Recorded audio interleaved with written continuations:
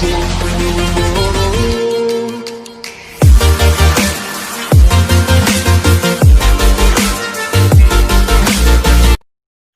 सबों को नमस्कार दोस्तों, मैं हूं रोहित राज आप लोगों के बीच। और आज हम लोग चर्चा करेंगे, जो हमारा विषय है आज का, वो है ऑनलाइन शिक्षा की चुनौतियां और ऑनलाइन शिक्षा की प्रासंगिकता भारत में क्या है। दोस्तों, आज जो लॉकडाउन हुआ है और पिछले 5 महीनों से लॉकडाउन आज पूरे भारत में है, इस तालाबंदी ने हमारे सामाजिक जीवन और हमारे अर्थव्यवस्था के बाद सबसे ज़्यादा जिसको नुकसान पहुंचाया है वो हमारी शिक्षा व्यवस्था। आप लोगों को पता होगा कि जब भी कोई आपदा, जब भी कोई विपदा आती है, तो ऐसी आपदा या विपदा में मनुष्य जो है सरवाइव करने के लिए जो सबसे ज़रूरी चीज़ें हैं, जो सबसे अनिवार्य चीज़ें हैं, उन्हें नीतिगत रूप से चलाने के लिए मनुष्य कोई ना कोई चीज़ों को, कोई ना कोई प्रक्रियाओं को ज़रूर ढूंढता है। और जब ये प्रक्रिया जब आज आई ऑनलाइन शिक्षा के लिए, आप सबों को नमस्कार लालू जी, आप लोग सभी जल्दी जल्दी कनेक्ट हो जाएं और जितने से ज़्यादा हो सके आप लोग शेयर कर दें, क्योंकि एक ऐसा टॉपिक है जो कि हर एक स्टूडेंट्स के लिए ज़रूरत है, हर एक लोगों के लिए ज़रूरत है। सभी लोग, ज़्यादा से ज़्यादा लोग इसको देख पाएंगे, क्योंकि एक ऐसा टॉपिक है डायरेक्ट हमारे परीक्षा से जुड़ता है और हमारे दैनिक जीवन से भी जुड़ता है। तो आप लोग अधिक से अधिक लोग इसे शेयर कर देंगे। तो सबसे बड़ी बात है दोस्तों, जब भी कोई महामारी आती है, अभी जैसे कोरोना महामारी, कोई युद्ध आई, तो मानव जीवन को पलट के अदल बदल करके रख देती है। इससे पहले जब सार्स नामक बीमारी आई थी, सार्स नामक महामारी आई थी, तो उसने सबसे उस टाइम इस कॉमर्स, ई वाणिज्य कॉमर्स को बढ़ावा दिया था। और आज कई वैज्ञानिकों ने दावा किया है कि जो कोविड-19 है, यह महामारी अगर सबसे ज़्यादा प्रभाव डालेगी तो वो हमारी शिक्षा व्यवस्था पर डालेगी, हमारे शिक्षण पठन पद्धति पे डालेगी। और सबसे बड़ा बदलाव ये सब देखने को आ रहा है, वो है ई डिजिटल शिक्षा, यानी ऑनलाइन शिक्षा का इस तरह से प्रभाव होना, एक बहुत बड़ा बदलाव के रूप में आना, कि हमारे part and parcel of our life बन चुका है।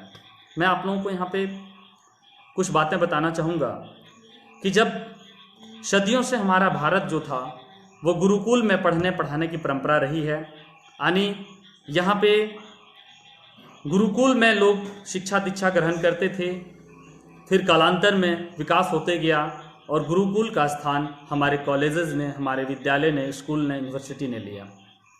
और आज जहाँ विद्यार्थी गुरुकुल में घरों से शांत वातावरण में दूर, घरों से दूर शांत वातावरण में शिक्षा ग्रहण करते थे, उसी तरह से आज भी हमारे कई सारे कॉलेजेस, यूनिवर्सिटी के जितने भी कैंपस हैं, क्लासरूम हैं, वहाँ भी बच्चे घरों से दूर होकर के शिक्षण और पठन पाठन की क्रियाएं करते हैं।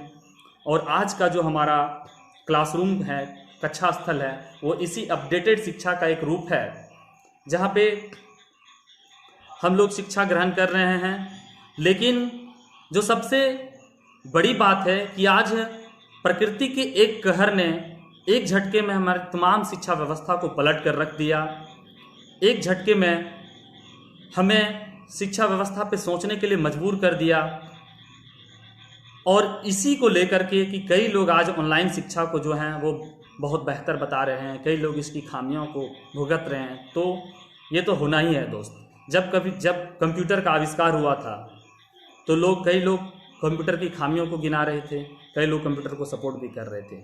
हम लोग आज दोनों इस पक्ष को देखेंगे, लेकिन उससे पहले मैं कुछ डाटा आप लोगों के सामने रखना चाहता हूँ। और ये डाटा है कि इंडिया में आज के डेट में लगभग 900 यूनिवर्सिटीज़ हैं और 5000 कॉलेजेस हैं और 40 मिलियन व्यक्ति जो हैं वो उच्च शिक्षा, हायर एजुकेशन ग्रहण कर रहे हैं।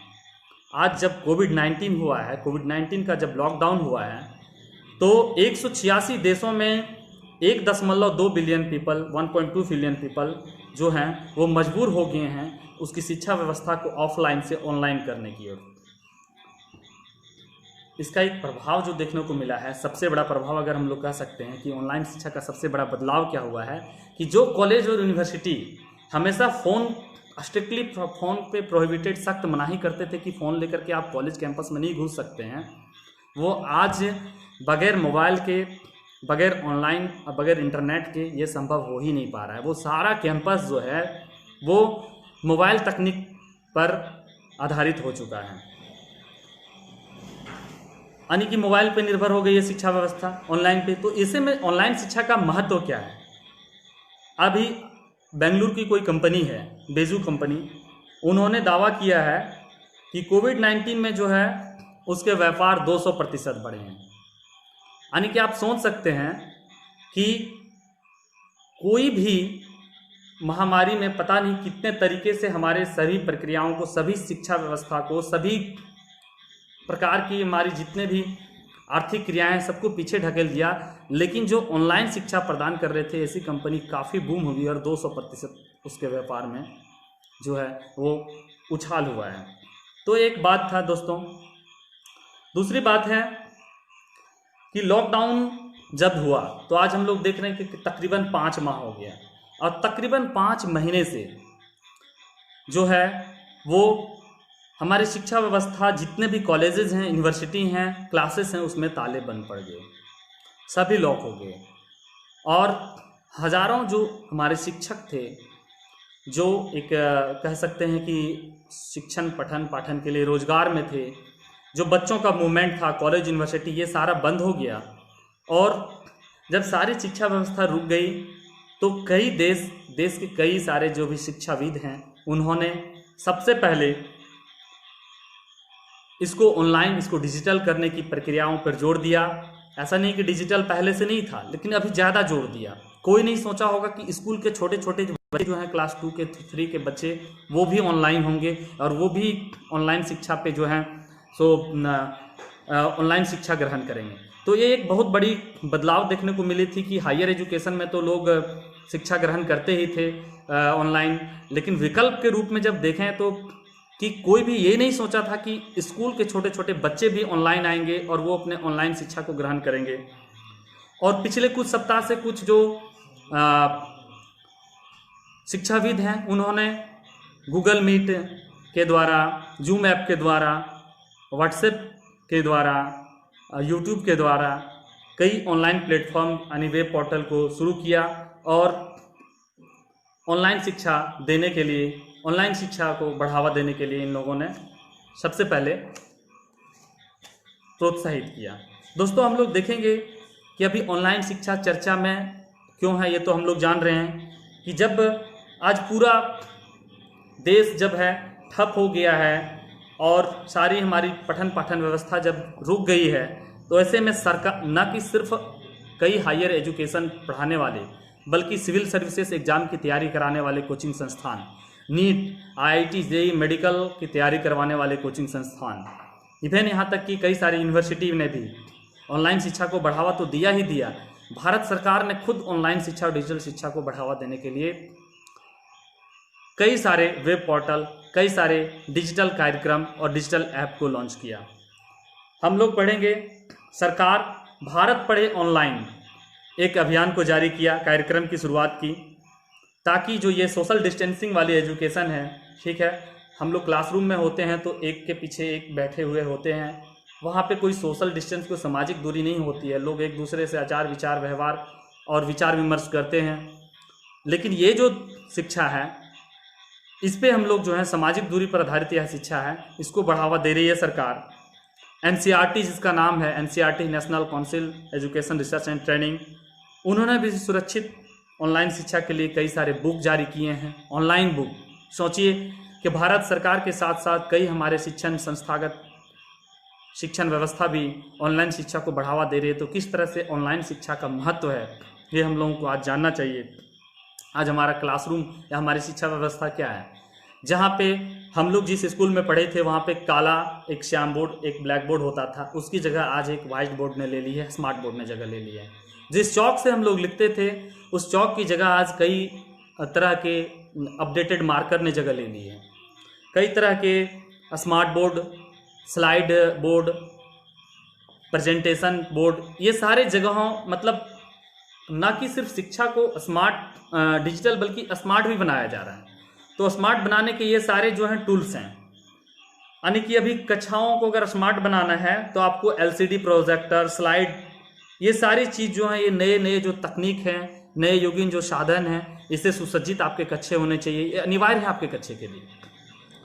दोस्तों, ऑनलाइन शिक्षा हो या डिजिटल शिक्षा, दोनों एक ही बात है।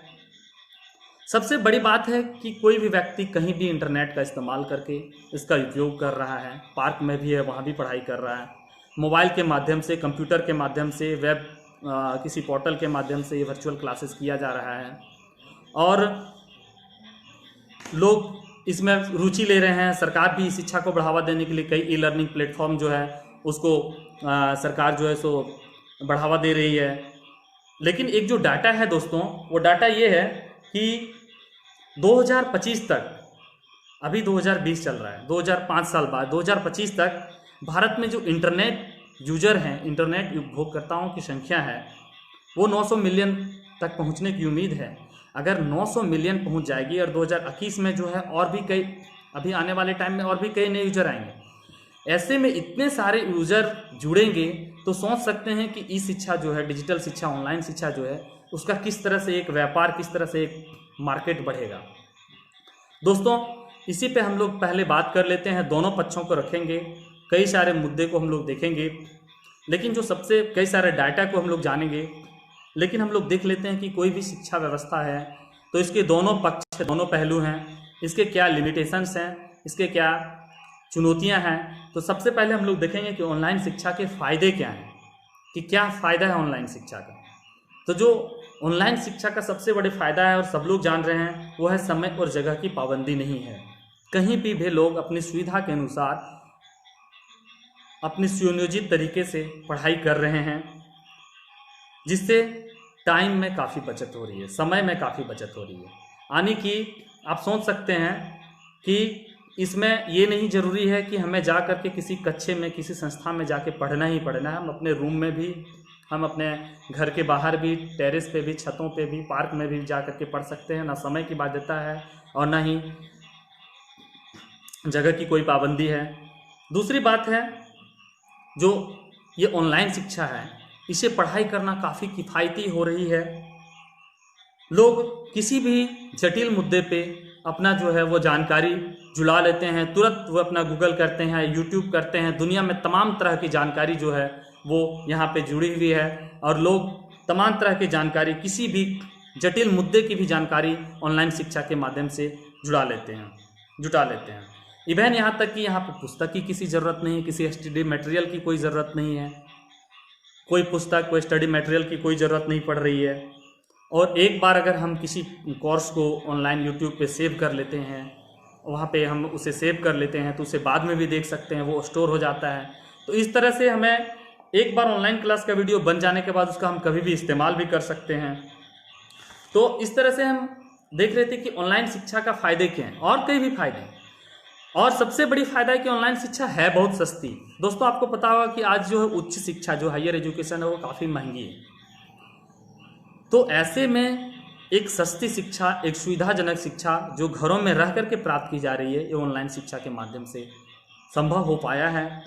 दुनिया के कई बेस्ट टीचर हो, दुनिया के कई बेस्ट लेक्चरर हो, प्रोफेसर हो, उन सब का जो है लेक्चर हम एक झटके में, उनके समझाने के तरीके, उनके बुझाने के तौर तरीके हमें जो हैं वो मिल पाते हैं। और ये ऑनलाइन शिक्षा के माध्यम से हमें संभव हो पाया है। इवन यहाँ तक कि कई सारे एनिमेशन हैं, टूल हैं, कई सारे डाटा हैं, उसके सहारे जो हैं हम लोग अच्छे से देखते हैं और बातों को अच्छी तरह से समझ पाते हैं। ये भी ऑनलाइन शिक्षा का एक बहुत बड़ा नमस्कार। आप लोग सब जुड़िए और हो सके तो शेयर कर दीजिए। इसके अलावा ऑनलाइन शिक्षा से जो अभी देख रहे हैं कि अगर सबसे बड़ी बात है कि कोटा बच्चे पढ़ने जाते हैं, पटना जैसे शहर जाते हैं, दिल्ली जैसे बेंगलुरु शहर जाते हैं, तो वहाँ पे सबसे बड़ी जो होती है रहने और खाने पीने की खर्च और कोचिंग खर्च है, ये भारी भरकम खर्च से ऑनलाइन शिक्षा से बचा जा सकता है, यानी कि हम इससे भी बच सकते हैं। लेकिन दोस्तों, जब किसी शिक्षा का फ़ायदा हो तो उसका कोई एक नुकसान, उसका एक नेगेटिव पक्ष भी होता है, हम लोग उस पर ध्यान देंगे। तो सबसे बड़ी बात है कि ऑनलाइन शिक्षा का जो नुकसान जो हो रहा है वो क्लासरूम का नुकसान हो रहा है। हम लोग दोस्तों क्लासरूम का क्या महत्व है इस पर हम लोग चर्चा करेंगे थोड़ी देर में। इसका जो सबसे नेगेटिव पॉइंट जो ऑनलाइन शिक्षा का जो है वो ये है कि बच्चे जो होते हैं वो क्लासरूम में बैठ करके अपने शिक्षक से जीवंत रूप में परिचर्चा करते हैं, आमने सामने अपने शिक्षक से बच्चे जो होते हैं वो किसी भी मुद्दे को लेकर के परिचर्चा करते हैं, उनमें संवाद होता है। तो उनमें कई लेवल पे कांटेक्ट होता है, कई लेवल पे संवाद होता है, जो कि ऑनलाइन शिक्षा में पॉसिबल नहीं है। यानी कि हम घर में रह करके जो पढ़ाई कर रहे हैं वो क्लासरूम वाली पढ़ाई से बिल्कुल अलग है। ऑफलाइन शिक्षा जो थी वहाँ पे बच्चे घरों से निकलते थे, सबसे पहले उसके माइंड में एक चीज़ होती थी कि हमें क्लासरूम पढ़ाई करने जाना है। वो तैयार होते थे, तैयार होते ही वो आते थे साइकिल से या फिर गाड़ी से या बस से, किसी भी चीज़ से आवे तो वहाँ पे कई दोस्तों से वो मुलाकात करते थे, कई दोस्तों से बातचीत करते थे, किसी भी मुद्दे पे चर्चा करते थे। तो उनमें सहमति भी होती थी, असहमतियाँ भी होती थी किसी मुद्दे को लेकर के। इस तरह से तर्क और वितर्क दोनों तरीके की बातचीत, वाद विवाद, बहस होते थे और उनमें कई तरह के जो है सो कौशल गुण डेवलप होते थे। और इस कारण से बच्चों का एक पर्सनैलिटी डेवलपमेंट होता था, जो कि दोनों तरह के पर्सनैलिटी डेवलपमेंट के लिए बहुत ज़रूरी है।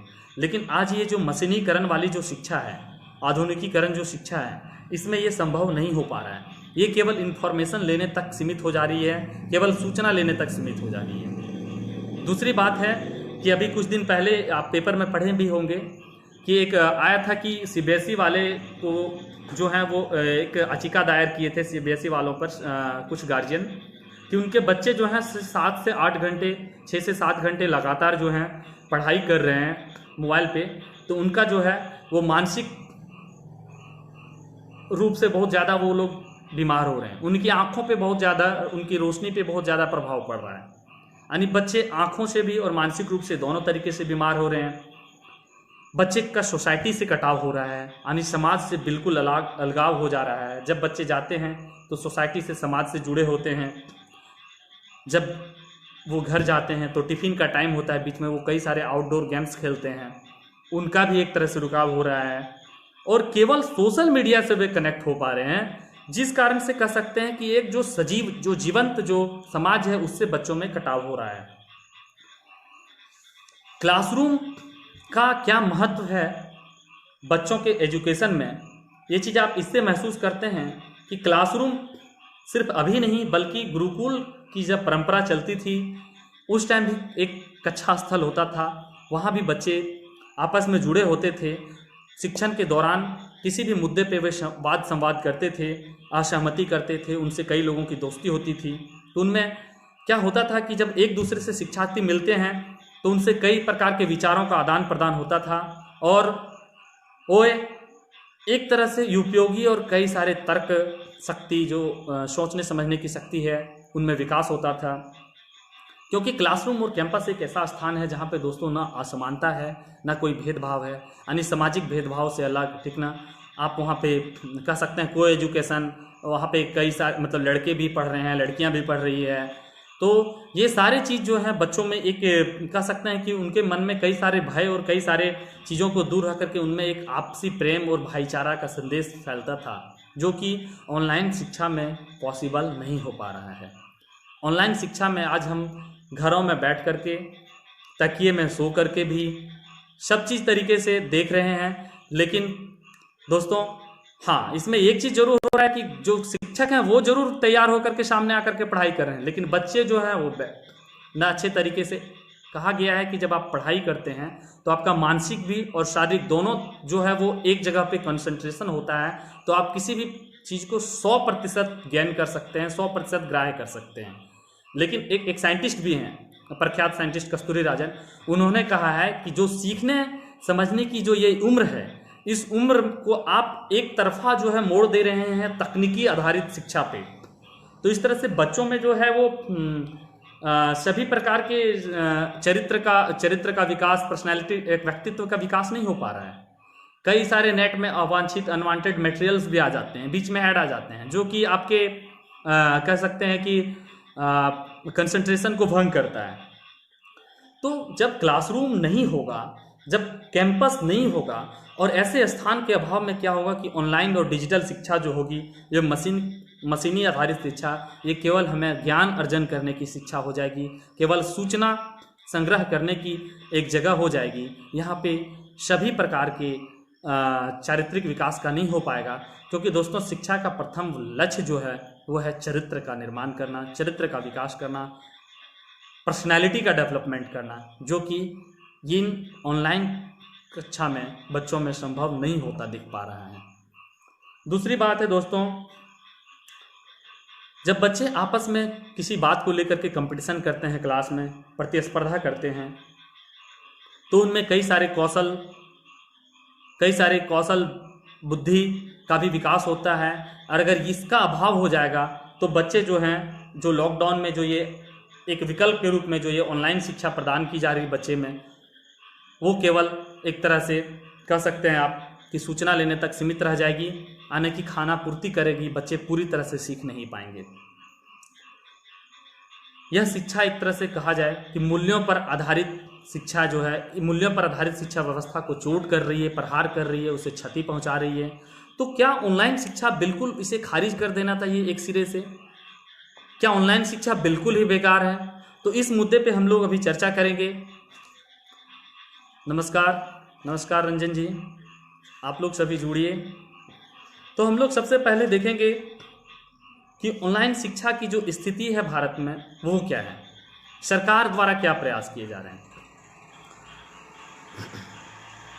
सरकार सबसे पहले भी आपको देखे, अभी कुछ दिन को थोड़ा देर पहले हम लेक्चर में बताए थे कि सरकार कई सारे digital platform, e learning website को लॉन्च कर रही है, कई सारे एप्लीकेशन को लॉन्च कर रही है कि ऑनलाइन शिक्षा को लोग ज़्यादा से ज़्यादा अपनाएं, डिजिटल शिक्षा को ज़्यादा से ज़्यादा बढ़ावा दिया जा सके। अभी एक स्वयं पोर्टल है जिसे बोलते हैं study web of active learning for young aspiring minds, यानी स्वयं पोर्टल के द्वारा कक्षा 9 से लेकर के पीजी स्तर तक ऑनलाइन पाठ्यक्रम मुहैया कराई जा रही है सरकार के द्वारा, जिसमें तकरीबन 1 करोड़ से अधिक छात्र जो हैं वो इस पाठ्यक्रम में दाखिला लिए हैं। दूसरा, स्वयं प्रभा नाम का एक डिजिटल प्लेटफॉर्म है जिसमें DTH के माध्यम से 24/7 देश भर में सभी शैक्षिक चैनल प्रदान कर रहे हैं इसमें, और यह 32 चैनलों का एक समूह है जिसमें IIT, IGNOU, NCERT द्वारा कई प्रकार के स्टडी मटेरियल भी दिए जा रहे हैं। सरकार इतना ही नहीं बल्कि एक वर्चुअल लैब, एक आभासी प्रयोगशाला भी ऑनलाइन एजुकेशन के लिए जारी की है, जो एक बहुत ही अहम पहल है, जिसके लिए एक national digital library of India NDLB जैसी एक परियोजना लॉन्च कर रही है सरकार। ये परियोजना जिसमें 15 लाख से अधिक छात्र इसमें लाभान्वित हो रहे हैं। इतना ही नहीं बल्कि ई तंत्र और ई पाठशाला जैसी परियोजना सरकार द्वारा लाई जा रही है, और सरकार ये बताने का प्रयास कर रही है कि ऑनलाइन शिक्षा के कई फायदे हैं। निश्चित रूप से फायदे हैं, पर्यावरण के दृष्टिकोण से भी फायदे हैं। जब सभी लोग ऑनलाइन शिक्षा पे उतर जाएंगे तो कई सारे पेड़ों का कटाव, कई सारे कागज़ बनाने की जो काम है वो रुक जाएंगे, तो पेड़ कटाव रुक जाएंगे। तो इसमें क्या हो जाएगा कि जब ऑनलाइन वेब आधारित जो हम लोग पोर्टल पढ़ते हैं तो इसमें हम लोग डायरेक्ट पढ़ लेते हैं, इसमें कागज़ और कलम की जरूरत नहीं होगी। इस शिक्षा से इंटरनेट एवं कंप्यूटर कौशल का ज्ञान विकसित होता है। अब कंप्यूटर और कौशल का ज्ञान अगर बच्चों में विकसित हो रहा है तो फ्यूचर में अगर वो कुछ करना चाहेंगे तो फ्यूचर में उनके रोजगार के लिए भी बहुत फायदेमंद हो रहा है। लेकिन दोस्तों, इतना सरकार प्रयास कर रही है ऑनलाइन एजुकेशन को बढ़ावा देने के लिए, इस शिक्षा को बढ़ावा देने के लिए, तो इस शिक्षा में कमी कहाँ है, चुनौतियाँ क्या हैं, इसके राह में रोड़े क्या हैं, इसको हम लोग सबसे पहले जानेंगे कि इस शिक्षा की या ऑनलाइन शिक्षा की चुनौतियाँ क्या है, डिजिटल शिक्षा की चुनौतियाँ क्या हैं। दोस्तों, इसको जानने के लिए अगर सबसे बड़ी बात अगर ऑनलाइन शिक्षा की चुनौतियों पर अगर हम लोग चर्चा करेंगे तो ये है खराब इंटरनेट कनेक्टिविटी। लोगों के पास जो है सबसे बड़ी बुनियादी चुनौतियाँ हैं कि जो भी बुनियादी चुनौती होनी चाहिए। अगर आप ऑनलाइन पढ़ें तो बुनियादी चुनौती क्या है? आपके पास इंटरनेट की पहुंच होनी चाहिए, आपके पास बिजली की पहुंच सुनिश्चित होनी चाहिए, आपके पास स्मार्टफोन होनी चाहिए, तभी आप ऑनलाइन पढ़ सकते हैं, या कोई laptop computer.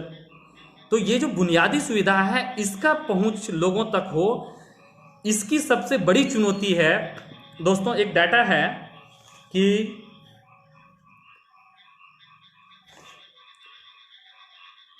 Internet and mobile association of India, एक इसके तहत इसने डाटा दिया है कि मार्च 2019 तक भारत में 45 करोड़ आबादी तक ही इंटरनेट की पहुंच है। यानी आज 45 करोड़ आबादी ही जो है वो इंटरनेट का इस्तेमाल कर रही है। यानी 45 करोड़ आबादी जो है वो ऑनलाइन शिक्षा ग्रहण कर सकती है, लेकिन और भी कहीं और आबादी कहाँ जाएगी? तो ये हम लोगों को सबसे पहले सरकार को उन लोगों तक जो है वो इन बुनियादी सुविधाओं को पहुंचाना होगा। मौजूदा वक्त में 35% लोग इंटरनेट का इस्तेमाल कर रहे हैं, लेकिन 2021 तक, अगले साल तक 73 करोड़ लोगों तक इंटरनेट का पहुंच हो सकता है, ऐसा एक अनुमान है। दोस्तों भारत 125 अरब 130 करोड़ आबादी वाला देश है, जहां पे मात्र 45 करोड़ लोग अगर इंटरनेट का इस्तेमाल कर रहे हैं, 35 करोड़ लोग वर्तमान में इंटरनेट इस्तेमाल कर रहे हैं, तो आप समझ सकते हैं कि कितने सारे लोग वंचित हैं इस तरह से ऑनलाइन शिक्षा से। एक NSSO का रिपोर्ट है, उसके तहत जो यूनिवर्सिटी में पढ़ते हैं छात्र, जैसे वो छात्र यूनिवर्सिटी में जो हायर एजुकेशन ग्रहण कर रहे हैं, उन तक केवल 12% लोगों तक ही इंटरनेट तक पहुंचे। यानी जिन्हें सबसे ज़्यादा इंटरनेट की ज़रूरत है यूनिवर्सिटी पढ़ने वाले छात्रों में, उनमें केवल 12% लोगों के पास इंटरनेट की पहुंच है। और NSSO ये भी रिपोर्ट बोलती है कि जो रूरल क्षेत्र में, जो ग्रामीण क्षेत्र में जो लड़के रह रहे हैं, ग्रामीण क्षेत्र में जो बच्चे रह रहे हैं, उनके 28% घरों तक इंटरनेट की पहुँच है। शहरी क्षेत्र में कुछ ज़्यादा है, 41% है। अगर हम केरल जैसा एडवांस स्टेट की बात करें तो केरल जैसे एडवांस स्टेट जो हैं वहाँ भी जो है वो मात्र 23% परिवारों के पास इंटरनेट का जो है वो पहुँच है। हमारे झारखंड बिहार की बात करें, यूपी की बात करें तो यहाँ पे तो 5-6%, 7% तक ही इंटरनेट का पहुँच है। तो ऐसे में यहाँ के बच्चे किस प्रकार से कैसे ऑनलाइन शिक्षा ग्रहण कर पाएंगे? ये आसपास, ये कोई न कि सिर्फ डाटा वाली बात है, बल्कि हमारे आसपास मैं अपने घरों में भी देखता हूँ, हमारे भतीजे भगने जो लोग पढ़ते हैं, बच्चे पढ़ते हैं, उन्हें सबको अपने कोर्सेज पूरा करने के लिए एक स्मार्टफोन चाहिए। तो एक स्मार्टफोन उतना है नहीं। दूसरी बात है, आजकल डाटा इतना महंगा है, अगर आपके घर में 5 परिवार हैं तो मिनिमम 200 रुपये के रिचार्ज करो आप, तो यानी 1000 रुपये के आपको रिचार्ज कराने होंगे। सॉरी, कोई फ़ोन ना करें, कोई फ़ोन कर दे रहे थे, प्लीज़ अभी कोई फ़ोन ना करें। तो ये देख सकते हैं कि किस तरह से बच्चों को, हर एक बच्चों को इंटरनेट और स्मार्टफोन की ज़रूरत होती है। इवन यहाँ तक कि सबसे बड़ी बात जो होती है वो इंटरनेट कनेक्टिविटी की, यानी बेहतर इंटरनेट कनेक्टिविटी। कई जगह हम लोगों की जगह तो इंटरनेट का बहुत जो है सो पहुँच तो हो जा रहा है, लेकिन बेहतर इंटरनेट जो है वो नहीं पहुँच पा रहा है, नेटवर्क का काफ़ी ज़्यादा प्रॉब्लम है। तो इसलिए बेहतर इंटरनेट कनेक्टिविटी भी मुहैया कराना इस राह में, जो ऑनलाइन शिक्षा की राह में, एक बहुत बड़ी चुनौती है। दोस्तों हमारे देश में क्या है कि गरीबी और अमीरी दोनों तबके के लोग रहते हैं, गरीब लोग भी हैं, अमीर लोग भी हैं। तो जो पहले से गरीब लोग हैं उनके लिए कंप्यूटर, लैपटॉप, मोबाइल, इंटरनेट, ये सारी चीज़ें फिर से इन चीज़ों का इस्तेमाल करना, इन चीज़ों को कह सकते हैं कि व्यवस्था करना एक बहुत बड़ी चुनौती है। पहले ही हमारे देश में अमीरों और गरीबों के बीच बहुत बड़ी खाई है, और इस तरह से अगर ऑनलाइन शिक्षा को ज़बरदस्ती थोपा जाएगा तो ये एक तरह से कह सकते हैं डिजिटल डिवाइड हो जा रहा है। भारत के दोनों तबके में एक बहुत बड़ा विकराल डिजिटल विभाजन देखने को मिल रहा है।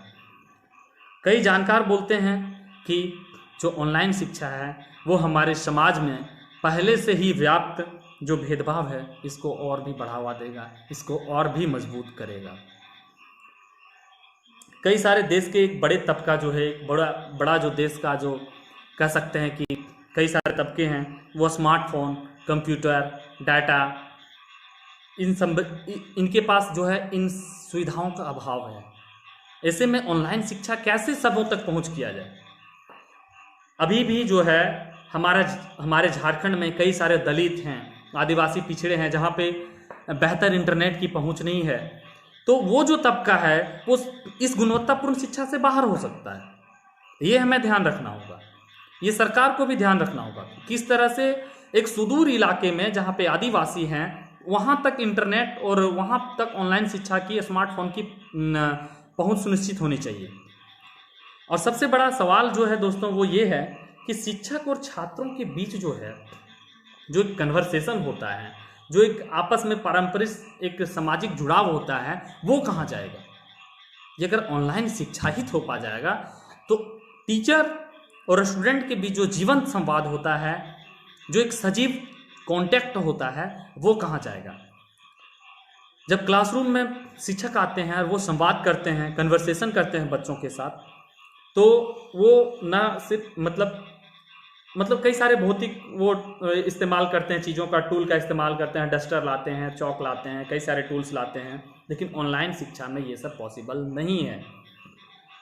ये जो आभासी क्लासरूम का जो बढ़ावा दिया जा रहा है, आप देखेंगे कि प्रैक्टिकल, हम लोग कॉलेजेस में पढ़े थे तो प्रैक्टिकल करते थे, कुछ केमिकल्स हैं, लाइट का ही प्रैक्टिकल करना है, केमिस्ट्री का ही प्रैक्टिकल करना है, फिजिक्स का ही प्रैक्टिकल करना है, तो वो हम एक लैब में जाकर के सीख सकते थे, वहाँ पे तैयार कर सकते थे, जो कि ऑनलाइन शिक्षा में पॉसिबल नहीं है। वो सिर्फ हम एक उसे सूचना पा रहे हैं।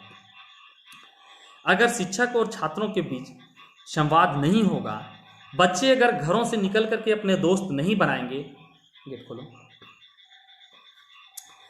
अगर बच्चे अपने दोस्त नहीं होंगे, बच्चे समाज से कट जाएंगे बच्चों, तो इस तरह से क्या होगा कि एक शिक्षक जो है वो कई सारे बच्चों के साथ जो है वो संपर्क जो है स्थापित करने में संपर्क स्थापित नहीं कर पाएगा। तो बच्चों में क्या होगा कि एक कह सकते हैं अकेलापन महसूस होगा।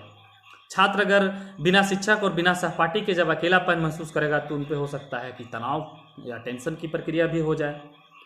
कई अकेलेपन का हम लोग देखे हैं केस कि जब बहुत अकेलापन होता है तो वो अकेलापन जो बच्चों में वो डिप्रेशन और अवसाद का शिकार हो जाता है। और आप देख रहे हैं कि अभी अवसाद की क्या प्रक्रिया हो रही है हमारे देश में। डिप्रेशन से कई सारे अलगाव और अकेलेपन से कई सारे सेलिब्रिटी तक आज अपनी ज़िंदगी से हाथ धो दे रहे हैं।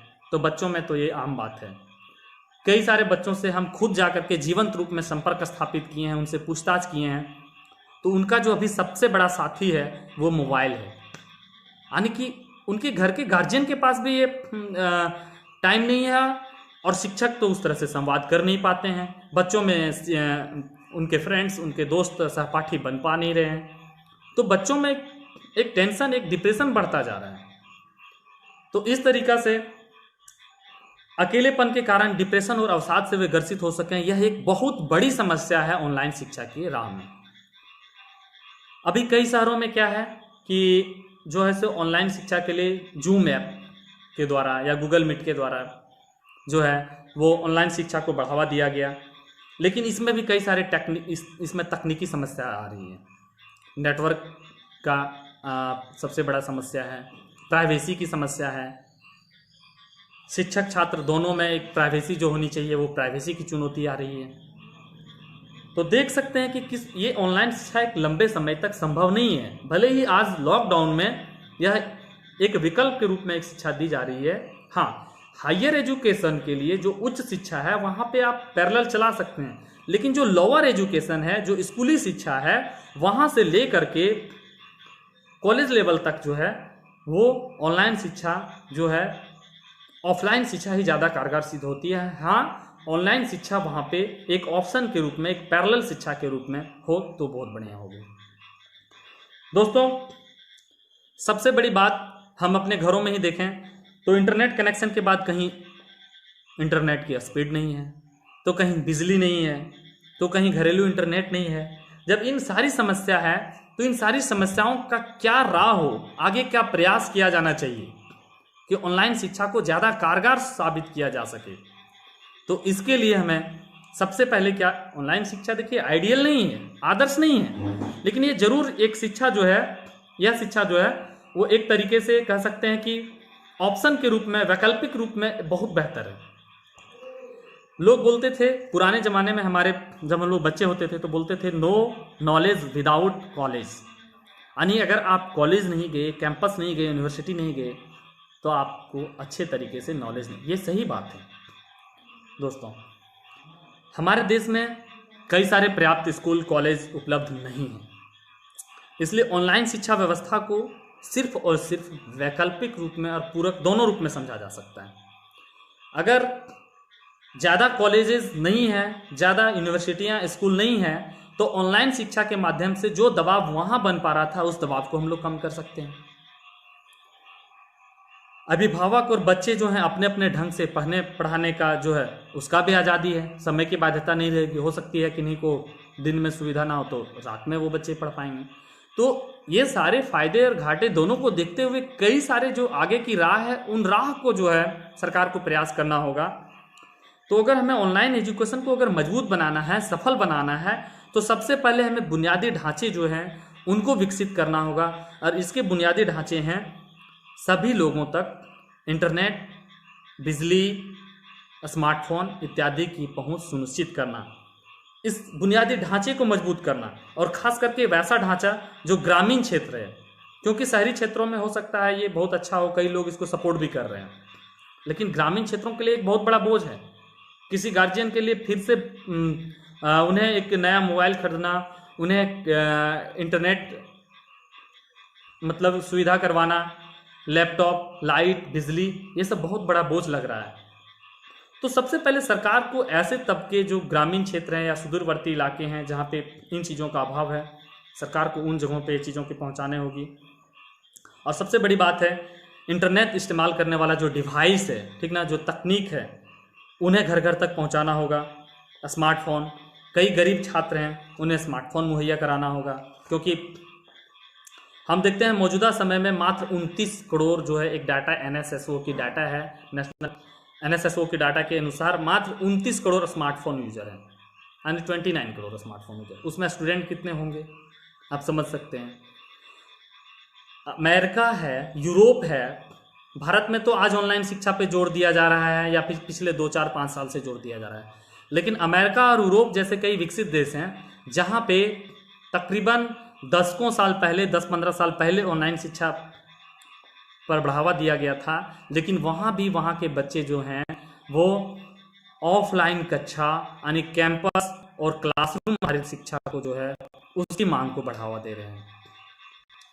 तो दोस्तों इस मामले में सबसे पहले हम लोग देखेंगे कि अगर इस तरह से 29 करोड़ स्मार्टफोन यूजर हैं, तो जो हमारे जो दलित भाई बहन हैं, आदिवासी भाई बहन हैं, जो पिछड़े तबके के छात्र हैं, वो इससे मतलब वो वंचित तबके के रूप में उभर रहे हैं, उन तक ऑनलाइन शिक्षा एक बहुत बड़ी चुनौती के रूप में आ रही है। तो ऐसे में सरकार को सबसे पहले इनकी फिक्र करनी होगी। और हमारे संविधान में भी दिया गया है कि सबों को समानता का अधिकार है, सबों को समान रूप से शिक्षा पाने का अधिकार है। तो सामाजिक न्याय भी यही कहता है कि सरकार ऐसे छात्रों का डाटा कलेक्ट करे, आंकड़ा संग्रह करे और उन्हें सस्ते स्मार्टफोन उपलब्ध कराए, क्योंकि इसके बिना भारत के अधिकांश संस्थान जो हैं वो ऑनलाइन शिक्षा की बात को सोचना ही संभव नहीं होगा। दोस्तों आज जब लॉकडाउन हुआ तो आप देखें कि कई सारे मजदूर का डाटा भी खुल के आया कि इतने मजदूर बाहर रह रहे हैं, लेकिन ऑर्गेनाइज एक संगठित क्षेत्र के मजदूर का डाटा सामने आया। असंगठित क्षेत्र के कितने लाखों करोड़ों मजदूर जो हैं वो बाहर हैं, जिनका डाटा सरकार के पास नहीं आया और सरकार उन्हें मदद करना चाह रही थी। तो सबसे बड़ी बात है अच्छे से डाटा कलेक्ट करना कि इतने लोग हैं जो मोबाइल फ़ोन या स्मार्टफोन या इंटरनेट की पहुंच से जो है वो मतलब उन तक पहुंच नहीं है, तो सरकार को उन्हें इंटरनेट की पहुंच सुनिश्चित करवाना होगा। दोस्तों जो डिजिटल शिक्षा है उसे दूरी, समय और संसाधन की बचत वाला साधन माना जाता है, यानी इसमें दूर से भी रह करके पढ़ाई किया जा सकता है, जैसे डिस्टेंस एजुकेशन में भी किया जा सकता था। इसे समय की बचत वाला साधन माना जाता है, संसाधन की बचत वाला साधन माना जाता है। तो भविष्य कैसे ऑनलाइन शिक्षा में हो, इस भविष्य की राह को देखते हुए हमें डिजिटल क्रांति अपनानी होगी। और डिजिटल क्रांति के लिए फिर इन्हीं सारे तरीके जो बताए गए हैं, इंटरनेट की पहुंच, स्मार्टफोन की पहुंच, इन्हें मजबूत करना होगा। दोस्तों, सरकार जो है वो कई सरकारी अभियान चला रहे हैं, जैसे डिजिटल इंडिया कार्यक्रम चला रही है। तो इसे बहुत अच्छे तरीके से भारत सरकार को इसे व्यवस्थित तरीके से क्रियान्वयन करने की ज़रूरत है। अगर सभी प्रयास को एक तरीके से समग्र रूप से हम लाएंगे तभी हम ऑनलाइन शिक्षा व्यवस्था को सफल बना सकते हैं, वरना ऑनलाइन शिक्षा किस प्रकार से एक भारत के बहुत बड़े तबके को उन तबके तक नहीं पहुंच पाएगी, ये बहुत बड़ी चुनौती है। और भी कई सारे इसमें मुद्दे हैं जिसे आप देख सकते हैं कि क्लासरूम और कैंपस का क्या महत्व है, ये बताया गया। तो आप लोग, कई सारे लोग देख रहे हैं, कई सारे सीनियर्स हैं, कई सारे बुद्धिजीवी लोग जुड़े हुए हैं, कई सारे संचालक लोग जुड़े हुए हैं। तो उनसे मेरा यही होगा कि आप भी ऑनलाइन शिक्षा का क्या हो, कितना इसका महत्व हो। अभी जब हम ये लाइव सेशन शुरू करने वाले थे उससे पहले हमारे दो मित्र ने 2 सवाल किया था। पहला, जितेंद्र जी ने एक सवाल किया था, क्या ऑनलाइन शिक्षा जरूरी है या नहीं है, सो बताइए। और अगर जरूरी है तो फिर इसकी बुराइयां क्यों ढूंढते हैं। तो दोस्तों, ये तो बात सत्य है, ठीक ना। किसी भी चीज़ जो है उसका जो है वो नेगेटिव पक्ष भी होता है और पॉजिटिव पक्ष भी होता है। दोस्तों, मैं बताता हूँ आप लोगों को,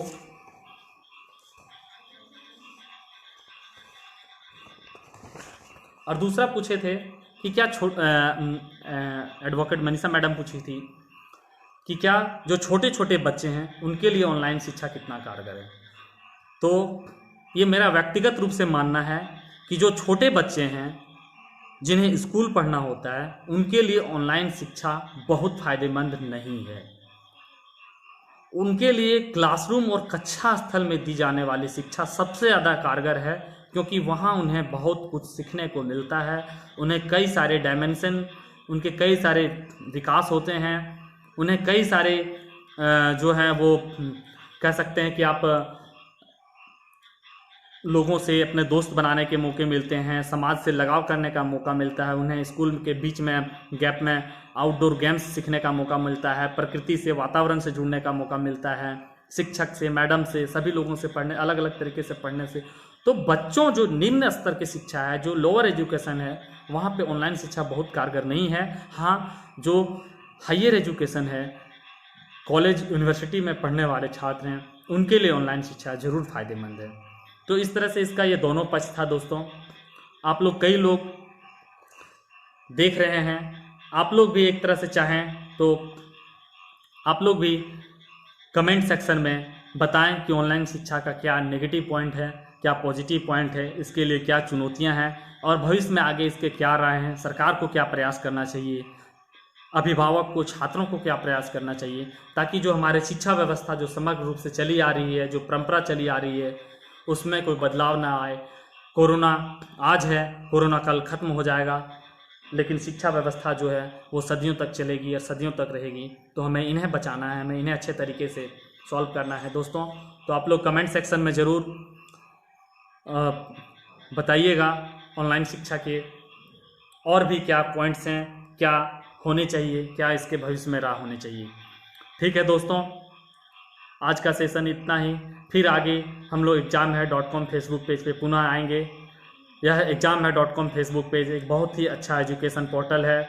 लगातार यहाँ पे कई सारे टेस्ट, कंपटीशन, मॉक टेस्ट और स्टडी मटेरियल, करंट अफेयर्स लोगों को प्रभावित किए जाते हैं समय समय पर, कई सारे ट्यूटर्स के द्वारा, कई सारे फ्रेंड्स के द्वारा, कई सारे सीनियर एस्पायरेंट्स के द्वारा तैयारी करने की पद्धति, कंपटीशन तैयारी करने की पद्धति, कंपटीशन तैयारी करने के तरीके को बताया जाता है। तो आप लोग ज़्यादा से ज़्यादा ऐसे इस पेज से जुड़ें और इसका लाभ उठाएं। ठीक है दोस्तों, मिलते हैं, तब तक आज के लिए शुभ रात्रि, गुड नाइट।